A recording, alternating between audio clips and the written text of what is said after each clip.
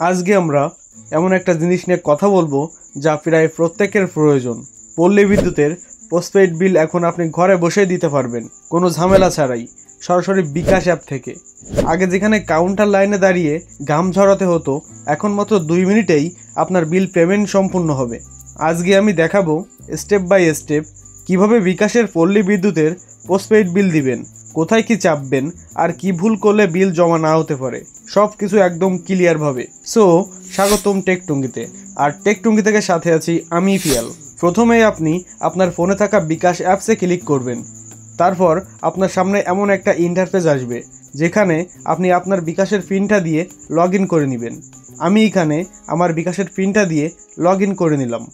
Log in করার পর আপনার সামনে ঠিক এমন একটা ইন্টারফেস আসবে। আপনি এখানে দেখতে পারবেন পেবিল নামক একটা অপশন দেওয়া আছে। এই পেবিলের উপরে ক্লিক করবেন। ক্লিক করার পর ঠিক এমন একটা ইন্টারফেসে আপনাকে নিয়ে আসবে।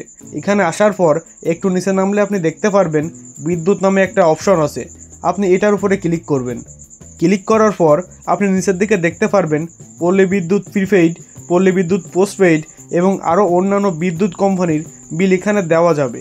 আমরা আজকে যেহেতু পল্লী বিদ্যুতের পোস্টপেইড বিল নিয়ে কথা বলছি, সো আপনি এই পল্লী বিদ্যুতের পোস্টপেইডের উপরে ক্লিক করবেন।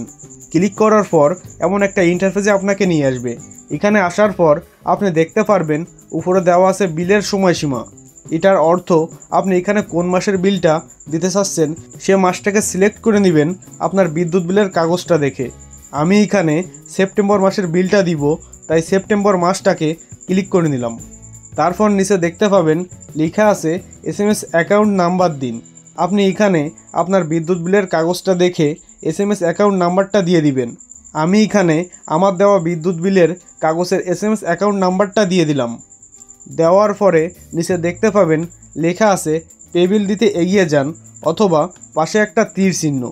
এই তীর চিহ্নের উপরে ক্লিক করবেন। আমি এই তীর চিহ্নের উপরে ক্লিক করে দিলাম।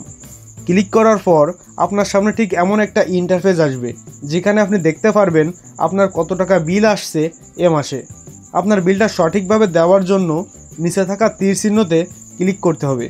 আমি তীর চিহ্নতে ক্লিক করে দিলাম। ক্লিক করার পর আপনাকে এমন একটা ইন্টারফেসে নিয়ে আসবে যেখানে আপনাকে আপনার বিকাশের পিন নম্বরটা দিতে বলা হবে। আমি এখানে আমার বিকাশের পিন নম্বরটা দিয়ে দিলাম। তারপর আপনি নিচে থাকা তীর চিহ্নতে ক্লিক করে দিবেন। ক্লিক করে দেওয়ার পর এমন একটা ইন্টারফেস আপনার সামনে আসবে যেখানে দেখতে পারবেন নিচে লেখা আছে পে বিল করতে ট্যাপ করে ধরে রাখুন। এটার উপরে আপনাকে সেফে ধরে রাখতে হবে। সেফে ধরে রাখার পর আপনাকে আরেকটা ইন্টারফেসে নিয়ে যাবে যেখানে আপনি দেখতে পারবেন একেবারে উপরে লেখা আছে আপনার পে বিল সফল হয়েছে। আপনি খুব সহজে এভাবেই আপনার পল্লী বিদ্যুতের পোস্টপেইড বিলটা দিতে পারবেন। এখন আপনি যদি এই বিলটার রিসিপ্ট ডাউনলোড করতে চান তাহলে আপনাকে নিচে থাকা তীর চিহ্নতে ক্লিক করতে হবে। আমি এখানে রিসিপ্টটা ডাউনলোড করব, তাই নিচে থাকা তীর চিহ্নতে ক্লিক করব। ক্লিক করার পর ঠিক এমন একটা ইন্টারফেস আপনার সামনে আসবে। এই পেজটায় আপনি দেখতে পারবেন লেখা আছে রিসিপ্ট ডাউনলোড করুন। আপনাকে এখানে ক্লিক করতে হবে। ক্লিক করার পর আপনাকে বিদ্যুৎ বিলের রিসিপ্টটা দেখানো হবে। আপনি এটা ডাউনলোড বা স্ক্রিনশট দিয়ে রেখে দিতে পারেন। আমি এটাকে স্ক্রিনশট দিয়ে রেখে দিলাম। এরপর আপনি যদি মনে করেন আপনার এই বিলটা প্রত্যেক মাসে রেগুলার বিকাশের মাধ্যমে দিবেন, তাহলে আপনি এই বিদ্যুৎ বিলের যে মালিক তার নাম সেভ করে রাখতে পারেন। তাহলে পরবর্তীতে আপনি আরও সহজে বিদ্যুৎ বিলটা দিতে পারবেন। আমি বিদ্যুৎ বিলের মালিকের নামটা লিখে সেভ করার উপায়টা দেখিয়ে দিচ্ছি। নামটা সেভ করার জন্য আপনাকে একেবারে উপরে থাকা তীর চিহ্নতে ক্লিক করতে হবে। ক্লিক করার পর আবারও ঠিক এমন একটা ইন্টারফেসে আপনাকে নিয়ে আসবে যেখানে নিচে দেখতে পারবেন বিল অ্যাকাউন্টের নাম। তার নিচে লেখা আছে পল্লী বিদ্যুৎ পোস্টপেইড। আপনাকে এই পল্লী বিদ্যুৎ পোস্টপেইড নামটা রিমুভ করে যে বিল অ্যাকাউন্টের মালিকের নামটা লিখবেন সেটাকে লিখতে হবে। আমি এখানে যে বিদ্যুৎ বিলটা সম্পূর্ণ করেছি সেই অ্যাকাউন্টের মালিকের নামটা লিখে দিব। লেখা শেষ হয়ে গেলে নিচে থাকা তীর চিহ্নতে ক্লিক দিব। ক্লিক দিলেই নামটা সেভ হয়ে যাবে। এবার আমি দেখাবো সেভ করা নামটা কিভাবে পাবেন। তার জন্য আপনাকে এই পে বিল অপশনে আবারও ক্লিক করতে হবে।